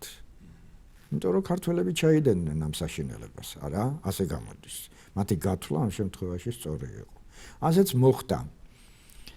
ერთ მტერს დავასახელებდი ყველაზე, ეს შეიძლება უფრო სიმბოლური ხასიათის არის. ქართველი საზოგადოება მაშინ სამწუხაროდ ორად იყო გაყოფილი და ერთმანეთს ებრძოდა რევოლუციონერები და პატრიოტული ძალები და ამ განხეთქილებამ დაბადა ილიას მკვლელობა. ილია დროს ხშირად გლეხებთან ერთად ატარებდა.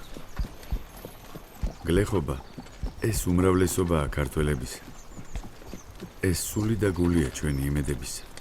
საგურამოში ჩასვლისას ილიას სახლზე სამფეროვანი ბაირაღიც ფრიალებდა, რაც იმის მაუწყებელი იყო, რომ გოსანი გლეხებს თავიანთ გასაჭირზე სასაუბროდ უხმობდა.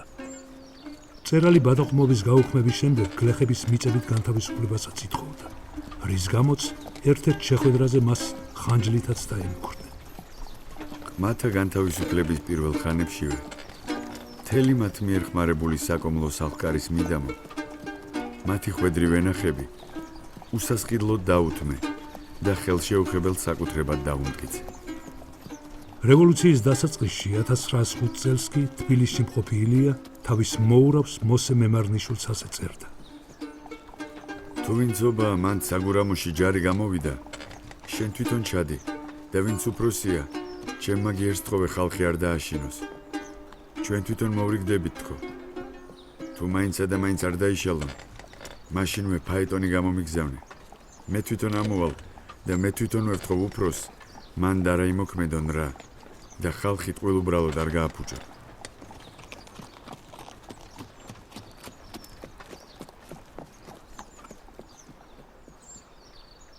ილიას მკვლელობასთან დაკავშირებით სტალინის ინიციატივით დაწყებული კამპანია 1941 წლიდან უკვე ქმედით ღონისძიებებში გადაიზარდა. მთავარი სამიზნე მკვლელობის ერთ-ერთი მონაწილე გიგლა ბერბიჭაშვილი გახდა. 1941 წლის აპრილში ბერბიჭაშვილს ჯერ პენსია შეუჩერეს, ხოლო შემდეგ პარტიიდანაც გარიცხეს. 1941 წლის 24 მაისს სახელმწიფო უშიშროების სახალხო კომისარიატმა ბერბიჭაშვილი დააპატიმრა. საქმე ნომერი 683. გიორგი პეტრესზე ბერბიჭაშვილი, ბოლშევიკი, მკვლელი, რეციდივისტი. დაბადებული 1878 წელს დუშეთის მაზრის სოფელ ახატარში, მცირე განათლებით. მშობლები ნაადრევად დაეღუპა. მსახურობდა მეფის ჯარში. 1905 წლიდან წითელ რაზმსა და სოციალ-დემოკრატიულ მუშათა პარტიაში გაწევრიანდა. იმყოფებოდა სპარსეთშიც. საქართველოში საბჭოთა რეჟიმის დამყარების შემდეგ მუშაობდა სხვადასხვა თანამდებობაზე. მათ შორის საგურამოსა და მუხრანის აღმასკომების თავმჯდომარედ. დაბადიმრებამდე იყო თბილისის უნივერმაღის მცველი. ენერგიული და ფიზიკურად ძლიერი გლეხი თავის დროზე იარაღიდანაც კარგად ისროდა. იყო შეუპოვარი. საჭიროების შემთხვევაში არიბნეოდა და საკუთარი ინტერესების დაცვას შეეძლო. თვითმხილველთა გადმოცემით ბერბიჭაშვილი არაერთ გზის იკვეხნიდა ილიას მკვლელობას.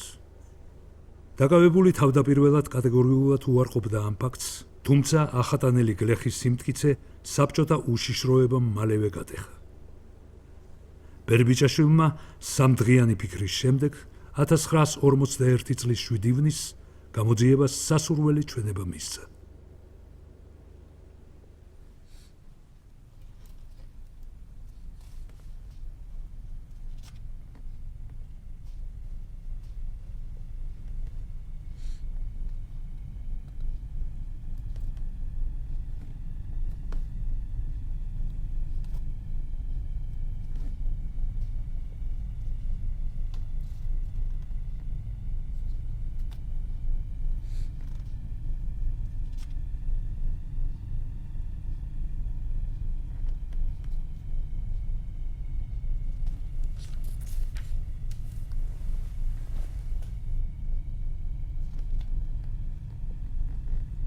ეს ღიგისმენ.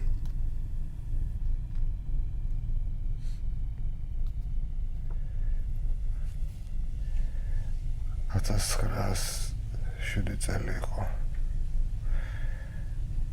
ცოტა რიცხვი არ მახსოვს. საფხულში მე ქალაქში მივდიოდი, ჩემი სოფლის ახატანის ტყიდან. საერთოდ სადაც ვიმალებოდი. როდესაც კამარის ხევთან მივედი, გზის პირიდან გადმოძახეს მობრუნდიო. ოდამეც მობრუნდი და ვნახე, ორი მათგანი, ჩემი ნაცნობები, პავლე ფშავლიშვილი და სანდრო ხიზანიშვილი იყვნენ. მესამე კი უცნობი პიროვნება იყო. და როგორც მერე გავიგე, ეს იყო ლადო ფეიქრიშვილი. მე მათ ამიყვანეს საგურამოს ტყეში, ილია ჭავჭავაძის სახლის მახლობლად. იქიდან ხიზანიშვილი დაეშვა გურამიან ტყარში და რამოდენიმე ხნის მერე ამოიყვანა დიმიტრი ჯაში, ვანო ინაშვილი, თეთო ლაბაური და თან ამოიყვანეს 11 გლეხი.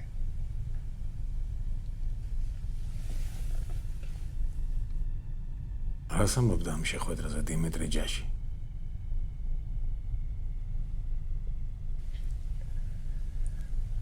ის ამბობდა დღეს თუ ხვალ მე აქედან უნდა წავიდეო, მაგრამ თქვენ თუ არ მოიშორებთ ილია ჭავჭავაძეს, გახარება არ გექნებათო.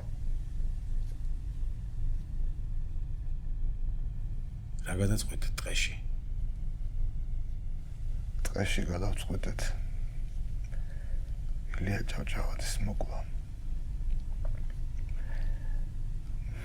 მე ლაპაურ მოგვითხრა, რომ მეორე დღეს ილიას ამოიყვანდა. იმ ღამეს ტყეში მე, შავლიშვილი, ხიზანიშვილი და ფიქრიშვილი დავრჩით. მეორე დღეს ამოვიდნენ ჯაში და ინაშვილი. წიწამურის გზის პირზე ჩავსაბრდით დაფრულ ტყეში. ცოტა ხნის მერე ეტლის ხმა მოისმა და როცა ჩვენამდე მოატანა, ლაპაურმა შეანელასვლა პირველად ბერდენგიდან ხიზანიშვილმა ესროლა ილია ჭავჭავაძეს, რომელიც გადმოვარდა ეტლიდან. შემდეგ ესროლა ფიქრიშვილმა. და როდესაც ლაკია იაკოფამ რევოლვერი ამოიღო, მაშინ მე შავლიშვილმა და ინაშვილმა ვესრულეთ იაკოფას, რომელიც იქვე ჯაგებში გადავარდა და მოკვდა.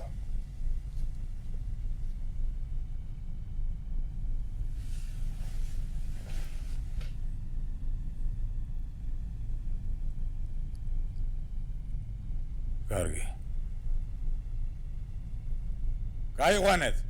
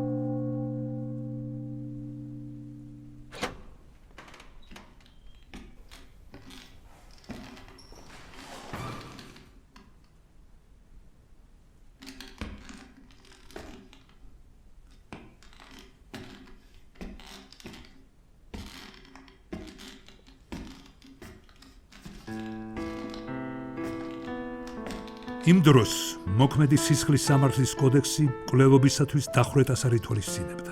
ამიტომ ბერბიჭაშვილის წინააღმდეგ სისხლის სამართლის საქმე 58-13 პრიმა მუხლით აღიძრა, რაც ანტირევოლუციური ქმედებისათვის სასჯელის უმაღლეს ზომას სიკვდილით დასჯას გულისხმობდა. ბოლშევიკ ბერბიჭაშვილს მსგავსი არაფერი ჩაედინა. ამის შემდეგ გამოძიება მაინც სამართლებრივ ჩიხში შევიდა. დანაშაულს ხანდაზმულობის ვადა ჰქონდა გასული. ამიტომ ბერბიჭაშვილის პასუხისგებაში მისაცემად უშიშროების ორგანოების ხელმძღვანელობამ სანქციისათვის საქართველოს უმაღლესი საბჭოს პრეზიდიუმს მიმართა. პრეზიდიუმის თავმჯდომარემ 1941 წლის 14 ივნისს სასურველი დადგენილება გამოსცა. დადგენილებას ხელს ფილიპე მახარაძე აწერდა. ფილიპე მახარაძე, როგორც ილიას აქტიური მოწინააღმდეგე და პროპაგანდისტი, დაკავებულმა ბერბიჭაშვილმაც ახსენა. მახარაძე, რომელიც ილიას თითქმის 40 წელი ებრძოდა, ბერბიჭაშვილის სასამართლოს დაწყებამდე 2 კვირით ადრე, 1941 წლის 10 დეკემბერს გარდაიცვალა.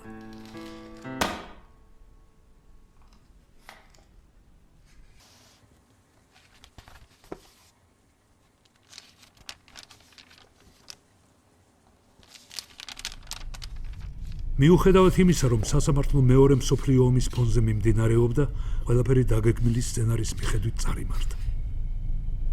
მკვლელობის აქტიურ მონაწილედ გიგლა ბერბიჭაშვილი დასახელდა. ორგანიზატორად და მეფის ოხრანკის სახეთ კი წერლის ყოფილი მოურავი 1922 წელს გარდაცვლილი დიმიტრი ჯაში. მკვლელობის ერთ-ერთი მონაწილის, ვინმე იმერლის ვინაობის დადგენით, სასამართლო არც ამჯერად დაინტერესებულა. სასამართლო პროცესს ისიდორე ოდიშვილი უძღვებოდა. სახელმწიფო ბრალდების მხარეს წარმოადგენდა რესპუბლიკის პროკურორის მოადგილე ალექსანდრე ჩიქვანაია, დაცვის მხარეს ალექსანდრე ჯაფარიძე.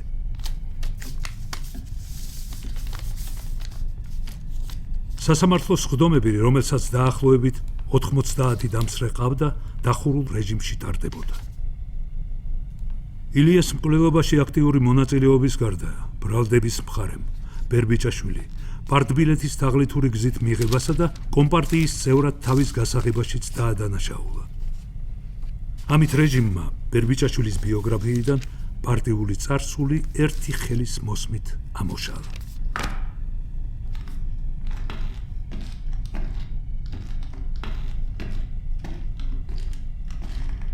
საბჭოთა მართლმსაჯულება მიზნის მისაღწევად ძირითადად 3 მოწმის ჩვენებას დაეხრტნა.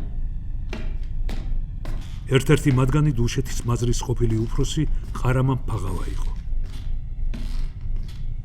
80 წელს გადაცილებული ფაღავა აცხადებდა, რომ 1907 წელს მეფის ოხრანკას ილიაზე ზედამხედველობა ჰქონდა დაწესებული. მაშინ, როდესაც მწერლის მეთვალყურეობა მეფის რეჟიმმა 1900 წლიდან შეწყვიტა.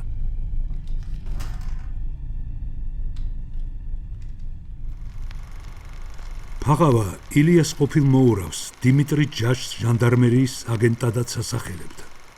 თუმცა 1908 წლამდე ჟანდარმერია აგენტურით მუშაობის უფლებას მოკლებული იყო. ილიას მკვლელობის დეტალებში კარგად ჩახედული ყარამან ფაღავა, რომელიც მეფის რეჟიმმა ამ საქმეს მალევე ჩამოაცილა, ჯერ კიდევ 1908 წელს ამბობდა, რომ დიმიტრი ჯაშის წინააღმდეგ რაიმე უტყუარი მტკიცებულებები არ მოიპოვებოდა. დიმიტრი ჯაში, რომელიც ოხრანკამ ილიას მკვლელობის შემდეგ გადაიბირა და აგენტი სლუჩაინის სახელიც უბოძა, არც ყოფილმა მეუღლე დარიამ და არც ძმამ უშაგიმ არ დაინდო. სასამართლოზე ორივე მოწმემ მხოლოდ გაამყარა ილიას მკვლელობის პერიოდში დიმიტრი ჯაშის ოხრანკაში მუშაობის ვერსია. თუმცა ამავე დროს დარია ჯაში დიმიტრის სოციალ-დემოკრატად, ბოლშევიკ ტერორისტებს ილიკო იმერლიშვილსა და ალექსანდრე ობოლაძეს კი ქმრის მეგობრებად მოიხსენიებდა. დარია ყვებოდა თუ როგორ ეხმარებოდა დიმიტრი ჯაში იმერლიშვილის გარემოცვას ტერორისტულ ექსპროპრიაციული აქტების დაგეგმვაში. საუბრობდა იმაზეც, რომ სასოფლო-სამეურნეო ბანკის ძარცვიდან დიმიტრის 5000 მანეთი ერგო. დარია ჯაშის სამჩვენებას სასამართლომ ყურადღება არ მიაქცია. 1942 წლის 5 იანვარს სასამართლომ გიგლა ბერბიჭაშვილს სიკვდილით დაჯის განაჩენი გამოუტანა. მოგვიანებით მას დახვრეტა 10 წლიანი პატიმრობით შეუცვალეს. ბერბიჭაშვილის სასიკვდილო განაჩენს უკვე მეორედ გადაურჩა. პირველად ჯერ კიდევ 20-იან წლებში ბერბიჭაშვილი ქაქუცა ჩოლოყაშვილმა შეიპყრო, დაკითხა და გაანთავისუფლა. ეროვნული გმირის თანამებრძოლის ალექსანდრე სულხანიშვილის მოგონებით, ქაქუცას ჯეროდა, რომ საქართველოში საბჭოთა წყობა მალე დამარცხდებოდა და ილიას მკვლელობის მონაწილეს საჯაროდ აალაპარაკებდნენ. მაგრამ მოვლენები სხვაგვარად განვითარდა. გიორგი ბერბიჭაშვილი 1942 წლის 16 ივლისს ციხის საავადმყოფოში გარდაიცვალა.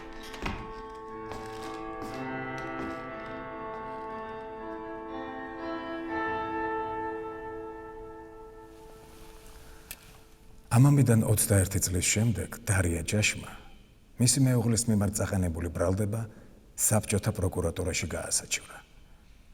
პროკურატურამ დიმიტრი ჯაშს ყველანაირი პასუხისმგებლობა მოუხსნა და ადრესაც მიწერა. საქმეში, რომლითაც 1942 წელს ბერბიჭაშვილი გაასამართლეს, დიმიტრი ჯაშის პასუხისმგებლობის საკითხი არ დგას. ბერბიჭაშვილის საქმეში ჯაში საერთოდ არ გადის. ამ დოკუმენტებზე დაყრდნობით უკვე 1984 წელს დიმიტრის შვილმა იური ჯაშმა მამის რეაბილიტაცია მოითხოვა, რაც SSRK-ს გენერალურმა პროკურატურამ არ დააკმაყოფილა. დიმიტრი ჯაში ისევ ბრალდებულად ცნეს.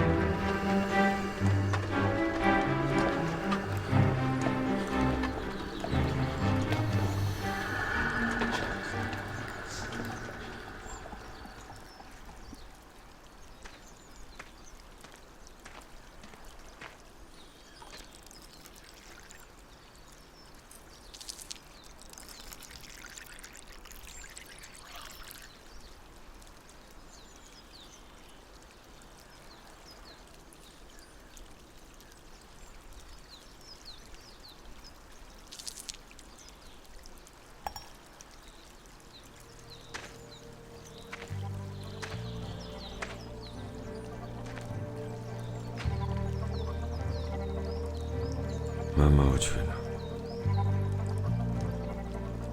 რომელი ხარ სათაშინა, მოხმოდრაკილი,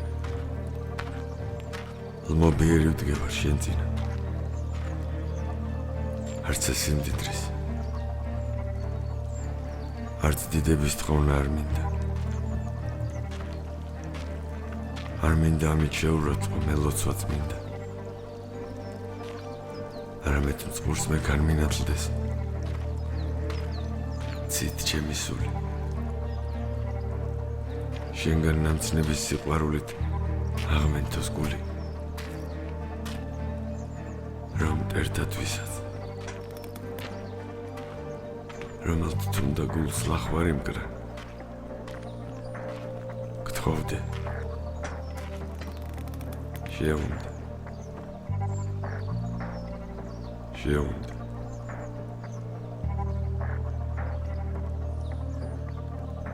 არიციან ღმერთო რა სიკვდილი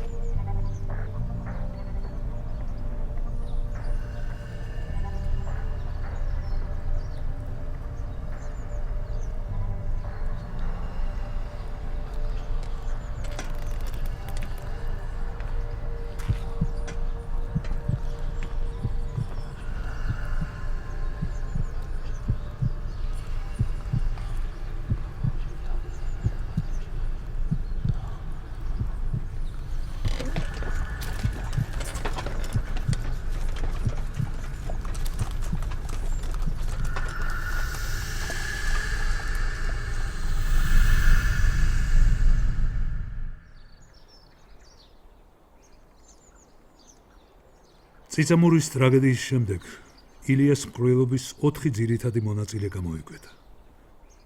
პავლე ფშაოლიშვილი, ივანე ინაშვილი, გიორგი ბერბიჭაშვილი და ვიღაც იმერელი. იგივე უცნობი იმერელი, ან ერთი იმერელი. ამ უკანასკნელ სახელთ სამოფარებული პიროვნების გამოაშკარავება არც ერთ გამოძიებას და არც სასამართლოს არ უცდია. პირველად ილიას მკვლელობაში მონაწილე ვინმე იმერელი 1908 წლის თებერვალში დაკავებულებმა ლადო ფეიქრიშვილმა და პავლე ფშავლიშვილმა ახსენეს. მოგვიანებით იმერლის სახელი დაპატიმრებული გიორგი ხიზანიშვილის ჩვენებებშიც გამოჩნდა. იმერლის შესახებ ფართო საზოგადოებას 1908 წლის 13 თებერვალს გაზეთმა ისარმა აუწყა. პირველი ვარაუდი კი იმერლის ვინაობის შესახებ დუშეთის მაზრის უფროსმა ყარამან ფაღავამ გამოთქვა. ფაღავა თვლიდა, რომ იმერელი გიგოლა მოძღვიშვილი უნდა ყოფილიყო. მაინც როგორ დაიწყო ვინმე იმერელზე საუბარი? იმერელის სახელის წინ წამოსევასა და მისი ვინაობის დადგენაში დიდი როლი ითამაშა დუშეთის მაზრის სოფელ ბულაჩაურის მკვიდრმა მსხვილმა მემამულე ნიკოლოზ ხიმშიაშვილი. დენგის სიმაშვილი, ისტორიის დოქტორი, ილიას მკვლელობის საქმეზე 30 წელი მუშაობდა. ნიკოლოზ ხიმშიაშვილი რუსეთის სახელმწიფო სათათბირო სამომრჩეველი და საკმაოდ გავლენიანი პიროვნება იყო. პირველად სწორედ ხიმშიაშვილის წყალობით გახდა გამოძიებისათვის ცნობილი ილიას მკვლელობის მონაწილე ვინმე იმერელის სახელი. ხიმშიაშვილმა აქტიური მონაწილეობა მიიღო ილიას მკვლელის პავლე ფშავლიშვილის და წითელრაზმე ლადო ფეიქრიშვილის დაკავებაში. სასტიკად სცემა ისინი. მკვლელობის მეოთხე მონაწილის ვინაობა ათქმევინა და დაკავებულებმა სწორედ მაშინ ახსენეს პირველად ვინმე იმერელი. 1906-7 წლებში დუშეთის მაზრაში თავადების გრიგოლ ზანდუკელის და ილია ჭავჭავაძის მკვლელობების შემდეგ ხიმშიაშვილმა დანამდვილებით იცოდა, რომ სოციალ-დემოკრატიული პარტიის ადგილობრივი ორგანოს დადგენილებით მასაც მოკლავდნენ. ამიტომ აქტიურად ცდილობდა ილიაზე თავდასხმაში მონაწილე პირების დაკავებას. საქმე იმაშია, რომ ილიაზე თავდასხმაში მონაწილე პირები მის ოჯახს 1906-8 წლებში სამჯერ დაეცნენ. ხიმშიაშვილი ილიას მკვლელებმა 1909 წლის 7 ოქტომბერს სოციალ-დემოკრატიული პარტიის გადაწყვეტილებით დუშეთის მაზრის სოფელ აბანოთხებში მაინც მოკლეს. ხიმშიაშვილი იმდენად აქტიურობდა ილიას საქმის გახსნაში, რომ სასამართლო დოკუმენტაციაში მისი მკვლელობის მხოლოდ ერთადერთი მოტივია დასახელებული. ხიმშიაშვილის ქმედითი მონაწილეობა თავად ილია ჭავჭავაძის მკვლელების ძებნაში. ილიასა და ხიმშიაშვილის მკვლელობა ერთი ხელწერით მომზადდა. ერთის მხრივ ილიასა და ხიმშიაშვილის წინააღმდეგ ჟურნალმა მოგზაურმა აგიტაცია თითქმის პარალელურ რეჟიმში დაიწყო. მეორე მხრივ ნიკოლოზ ხიმშიაშვილის მოურავი ვასილ ოზიევიც დიმიტრი ჯაჩის მსგავსად თავადის სამსახურში ახლად მიღებული იყო. ვასილ ოზიევი მოგვიანებით ხიმშიაშვილის მკვლელობის ხელშეწყობაშიც იქნა ეჭვმიტანილი. ერთ-ერთი ვერსიით ვასილ ოზიევის ძმა ალექსანდრე მოიაზრებოდა სწორედ იმერელის სახელის მიღმა. ალექსანდრე ოზიევი იყო სოციალ-დემოკრატიული პარტიის აქტივისტი. ძმები ოზიევები გიგლა ბერბიჭაშვილის სოფლიდან ახატნიდან იყვნენ წარმოშობით. ალექსანდრე ოზიევის იმერლის სახელთან დაკავშირება სწორედ გიგლა ბერბიჭაშვილის ბიძის იორდანის წყალობით მოხდა. 1908 წლის ზაფხულში მან თავად ნიკოლოზ ხიმშიაშვილს შეატყობინა, რომ იმერლის სახელის უკან ალექსანდრე ოზიევი იმალებოდა. ერთის მხრივ იორდანე ბერბიჭაშვილი გავრცელებულმა ცრუხმებმა გააღიზიანა, რომლითაც ილიას მკვლელობის საქმეზე გიგლა ბერბიჭაშვილი დააპატიმრეს. მისი თანამძრახველები კი ამ დროს თავისუფლად დადიოდნენ. თუმცა მეორე მხრივ მისი ეს ნაბიჯი იმერლის ნამდვილი ვინაობის დასამალად იყო გამიზნული. სხვა გავრცელებული ვერსიით კი იმერელი ცნობილი რევოლუციონერი სერგო ორჯონიკიძეა.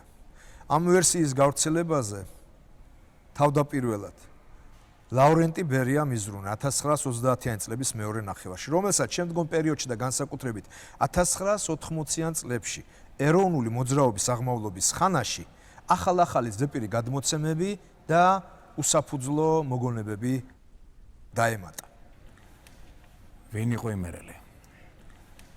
დავიწყოთ იმით, რომ 1908 წელს დუშეთის მაზრის ურიადნიკი ადგილობრივი წითელი რაზმის წევრებს შორის ილიკო იმერლიშვილს, გიგლა ბერბიჭაშვილს, პავლე ფშავლიშვილს და ვანო ინაშვილს ასახელებდა. ამავე წელს აღნიშნულ პირებს ბაზალეთის პრისტავი ილია ჭავჭავაძის მკვლელებად მოიხსენიებდა. ილია ჭავჭავაძის მკვლელად ასახელებდა ილიკო იმერლიშვილს და მის დაჯგუფებას თბილისის სამძბრო პოლიცია 1914 წლის იანვარშიც. გარდა ამისა, დარია ჯაში თვლიდა, რომ იმერელი ილიკო იმერლიშვილი იყო. დუშეთში მცხოვრები ძველი რევოლუციონერების მიერ 1930-იანი წლების დასაწყისში შედგენილ რევოლუციონერთა და წითელ რაზმელთა სიებში კი გიგლა ბერბიჭაშვილის, პავლე ფშავლიშვილის და თედო ლაბაურის სახელებთან ერთად ილიკო იმერლიშვილის სახელიც ფიგურირებს. აქედან გამომდინარე, თამამად შეგვიძლია დავასკვნათ, რომ 1907-8 წლებში დუშეთის მაზრის ტერიტორიაზე მოქმედებდა სოციალ-დემოკრატი ბოლშევიკების დაქვემდებარებაში მყოფი წითელი რაზმი, რომლის შემადგენლობაშიც იყვნენ იმერლიშვილი, ბერბიჭაშვილი, ფშავლიშვილი, ინაშვილი და სხვები. გარდა ამისა, არსებობს ფოტომასალა, სადაც წითელ რაზმელთა შორის ილიკო იმერლიშვილი და გიგლა ბერბიჭაშვილი არიან. თუმცა სამწუხაროდ ამ ფოტომასალის დედანის მოპოვება ჯერჯერობით ვერ ხერხდება, რაც ხელს უშლის საექსპერტო კრიმინალისტური სამსახურის მიერ ბერბიჭაშვილისა და იმერლიშვილის ჰაბიტოსკოპიურ ამოცნობას. დიახ, სამწუხაროდ ასეა, თუმცა მე ვფიქრობ, რომ სურათზე სწორედ ბერბიჭაშვილი და იმერლიშვილი უნდა იყვნენ. ილიკო იორდანეზე იმერლიშვილი, სოციალ-დემოკრატიული მუშათა პარტიის წევრი, ბოლშევიკი, წითელ რაზმელი, ტერორისტი და არაერთი გახმაურებული მკვლელობის უშუალო შემსრულებელი. დაბადებული 1886 წლის 25 თებერვალს, მცხეთაში, ღარიბი გლეხის ოჯახში. მიღებული აქვს 3 კლასის განათლება. მისი ნამდვილი გვარია კეთილაძე. როგორც ირკვევა იმერლიშვილის წინაპარი, ლეჩხუმის რაიონიდან ბატონს გამოექცა და გვარით შეიცვალა. 10 წლის ილიკო იმერლიშვილი თბილისში უკვე სტამბის მუშაა და რევოლუციურ წრეებს უახლოვდება. იმერლიშვილი არალეგალურ საქმიანობას სოციალ-დემოკრატიული პარტიის თბილისის კომიტეტიდან იწყებს. დედაქალაქში მისი პარტიული მეტსახელია მცხეთელი, ხოლო დუშეთის მაზრაში იმერელს ეძახიან. ატარებს ორლულიან თოფს და ორ მაუზერს. ახალგაზრდა ბოლშევიკი, რომელმაც სახელი მაუზერიდან სროლითაც გაითქვა, სხვადასხვა დროს საგურამოსა და მცხეთაში წითელ რაზმელთა დაჯგუფებებს მეთაურობს. ჩუმი, მორიდებული, სიტყვა ძუნწი, მოხერხებული და საზრეანი ილიკო იმერლიშვილი იმდროინდელი ტერორისტის ყველა საუკეთესო თვისებას ფლობდა. ალკოჰოლურ სასმელს საერთოდ არ ეკარებოდა, იყო სასტიკი და დაუნდობელი. ტერორისტული თავდასხმებისას ყოველთვის პირველი იწყებდა სროლას. ბრძოლისას შეეძლო ორი მაუზერის გამოყენება. პარტიული დავალების შესრულებისას 1906 წელს იმერლიშვილი გულის სარეში მძიმედ იჭრება. 1907 წელს საბოსტო მატარებელზე მოწყობილი თავდასხმისას კი მას აპატიმრებენ და ჩამოხრჩობას უპირებენ. იმერლიშვილი 1908 წლის 11 მაისს პავლე ფშავლიშვილთან და 18 პატიმრთან ერთად მეტეხის ციხიდან გარბის. პავლე ფშავლიშვილი დეკემბერში პოლიციასთან შეტაკებისას იღუპება. ციხიდან გაქცევის შემდეგ ილიკო იმერლიშვილი აგრძელებს პარტიულ გადაწყვეტილებათა აღსრულებას. ის არაერთი დანაშაულის აქტიური მონაწილე და ხელმძღვანელია. 1909 წლის 7 ოქტომბერს ჯერი თავად ნიკოლოზ ხიმჩიაშვილზეც დგება. იმერლიშვილი გიგლა ბერბიჭაშვილთან და ლადო ფეიქრიშვილთან ერთად ხიმშიაშვილს სოფელ აბანოთხევში კლავს. იცნობდა თუ არა იმერლიშვილი სტალინს. შეიძლება დანამდვილებით ითქვას, რომ ახალგაზრდა ილიკო იმერლიშვილისათვის სტალინის საზოგადოება უცხო ნამდვილად არ იყო. 1906 წლიდან ის აქტიურად მონაწილეობდა სტალინის დავალებით თბილისის გუბერნიაში შექმნილი წითელი რაზმების საქმიანობაში. ასრულებდა პარტიულ დავალებებს, თავს ესხმოდა პოლიციელებს, კამოსთან და სხვა ტერორისტებთან ერთად ძარცვავდა საფოსტო ეტლებს. ამასთან ილიკო იმერლიშვილი იყო გაერთიანებული ქართლ-კახეთის წითელ რაზმელთა შტაბის უფროსის მოადგილე დუშეთის მაზრიდან. ამავე პერიოდში იმერლიშვილი თანამშრომლობდა კახეთში მოქმედ წითელ რაზმელებთან, მათ შორის ჩვენთვის კარგად ცნობილ ხარება და გოგიას ჯგუფთან. ასევე ილიკო იმერლიშვილი იყო თაწმინდის ჯგუფის წევრი, რომელსაც ცნობილი ბოლშევიკი ტერორისტი ალექსანდრე ობოლაძე ხელმძღვანელობდა. ეს ჯგუფი, რომელიც ერთ-ერთ ძლიერ შეერაღებულ ორგანიზაციად ითვლებოდა, სტალინის მხარდაჭერით სარგებლობდა. იოსებ ბესარიონიძე სტალინი ხშირად სტუმრობდა ბოლშევიკი ტერორისტის გიორგი მაისურაძის ოჯახს. გიორგი მაისურაძე დაახლოებული იყო იმერლიშვილთან და ფშავლიშვილთან. 1913 წლის დასაწყისში თბილისში მაისურაძეების ბინაში ილიკო იმერლიშვილის ბავშვის ნათლობის საფარქვეშ არალეგალური კრება ჩატარდა. კრებაზე სტალინიც გამოცხადდა. სტალინის გარდა კრებას ილიკო იმერლიშვილი, ხარება და გოგიას დაჯგუფების წევრი ზალიკო სვიმონიშვილი და კიდევ 12 სოციალ-დემოკრატი ტერორისტი ესწრებოდა. ფარულ შეკრებაზე ალექსანდრეს ბაღის წინ მდებარე ფოსტის ძარცვა დაიგეგმა. თუმცა პოლიციის აგენტმა ინფორმაცია გასცა და შეიარაღებული თავდასხმა ჩაიშალა. ილიკო იმერლიშვილი ფრიად საეჭვო ვითარებაში დაიღუპა 1914 წლის იანვარში. ერთ-ერთი ვერსიით თითქოს და ის შემთხვევით აფეთქებულმა ბომბმა იმსხვერპლა. ბოლშევიკი ილიკო იმერლიშვილი მწერლის მოურავ დიმიტრი ჯაშთან მეგობრობდა. გარდა იმისა, რომ იმერლიშვილი ერთ დროს საგურამოს წითელ რაზმს ხელმძღვანელობდა და ილიას მკოლებთან ერთად თავდასხმებს აწყობდა, მისი დედა მართა ბაზალელი წარმოშობით საგურამოდან იყო. შესაბამისად იმერლიშვილის საგურამოსთან მჭიდრო კავშირები გააჩნდა. ილიკო იმერლიშვილი თავდასხმებისას ყოველთვის პირველი ისროდა და ეს მისი ხელწერა იყო. ამ და სხვა გარემოებებიდან გამომდინარე, შეგვიძლია დავასკვნათ, რომ ილია უშუალოდ ილიკო იმერლიშვილმა მოკლა. ილიაზე მოწყობილი თავდასხმისას იმერლიშვილი ეტლის უკანა მხარეს აღმოჩნდა და ის ერთადერთი გამჭოლი ტყვია, რომელმაც მწერლის სიცოცხლე შეიწირა ილიას ზურგიდან, მარცხენა მხრიდან. სწორედ მან ილიკო იმერლიშვილმა ესროლა.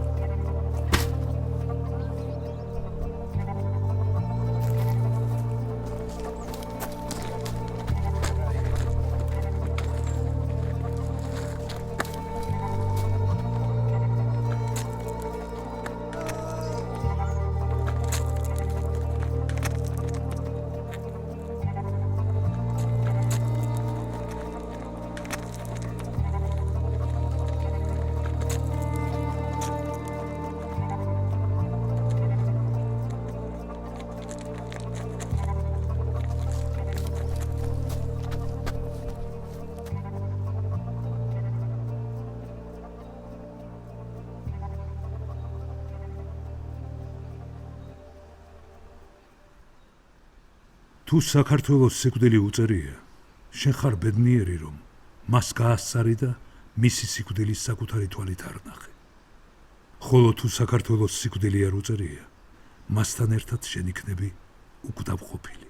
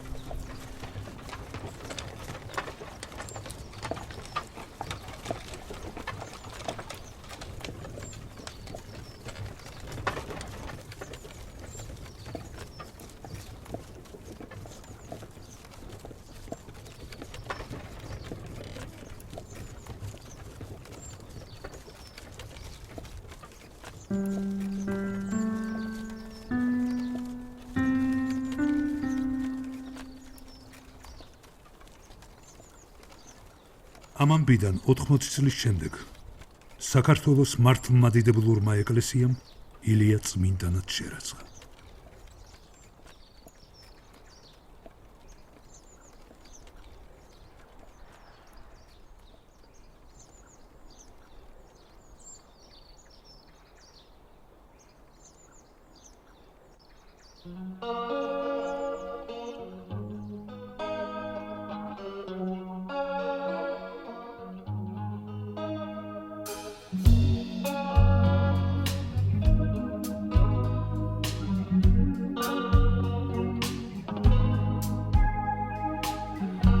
სავსე იყოს სევდით